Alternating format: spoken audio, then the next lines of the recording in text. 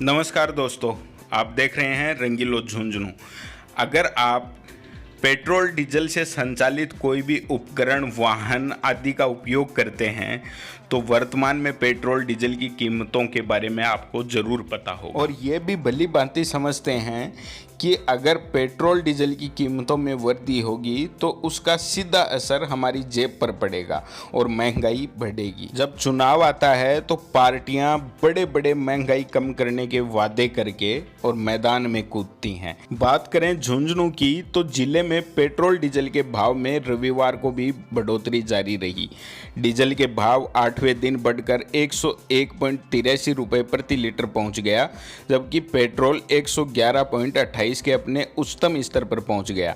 बढ़ोतरी का दौर आगे भी जारी रह सकता है। अब कुछ ज्ञानी लोग कमेंट करेंगे कि जब पेट्रोल डीजल की कीमतें बढ़ रही हैं तो इसमें सरकारें क्या कर सकती हैं, यह तो अंतर्राष्ट्रीय बाजार की कीमतों के कारण हो रहा है। लेकिन मैं आपको बताता चलूं कि मोटे तौर पर 100 रुपये प्रति लीटर डीजल के भाव में करीब 55 रुपये केंद्र और राज्य सरकार बतौर टैक्स वसूल रही हैं, जबकि बिना टैक्स पेट्रोल डीजल की कीमत महज 40-41 रुपये प्रति लीटर होगी। महंगाई कम करने के मुद्दे पर चुनाव जीतकर आने वाली पार्टियों की सरकारें अब क्यों नहीं टैक्स को कम करके जनता को राहत देती। पेट्रोल डीजल की बढ़ती कीमतों का असर सीधा आदमी की जेब पर पड़ रहा है। ट्रांसपोर्टर ने 20% किराया बढ़ोतरी की मांग की है, वहीं फल सब्जियों से लेकर ज़रूरत की सभी चीज़ों के दाम बढ़ने लगे हैं और लगता है कि आने वाले दिनों में महंगाई की मार हमें और ज़्यादा झेलनी पड़ेगी। आपको जानकर आश्चर्य होगा कि पिछले 9 महीनों में डीजल 89 रुपये से बढ़कर 101.83 और पेट्रोल 92 रुपये से बढ़कर 111.28 रुपये प्रति लीटर पहुंच गया है।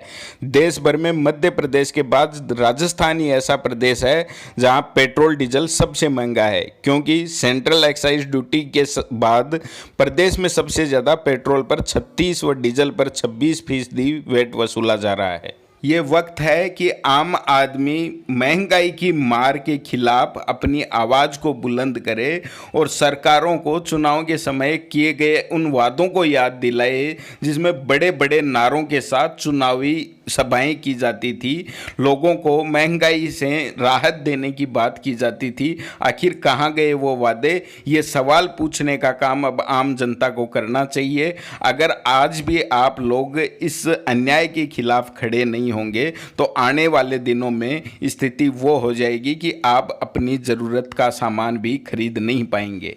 आधुनिक भारत की बात की जाती है और देश के किसान ने खुद को आधुनिकता में ढाल भी लिया। वह खेती के काम में पेट्रोल डीजल से संचालित होने वाले उपकरणों को काम में लेने लगा, लेकिन अब उसके ऊपर पेट्रोल डीजल की कीमतों की जो मार है, उससे पहले ही जब खेतों में उपज नहीं होती उसके बाद खर्चा इतना हो जाता है कि वह उबर नहीं पाता।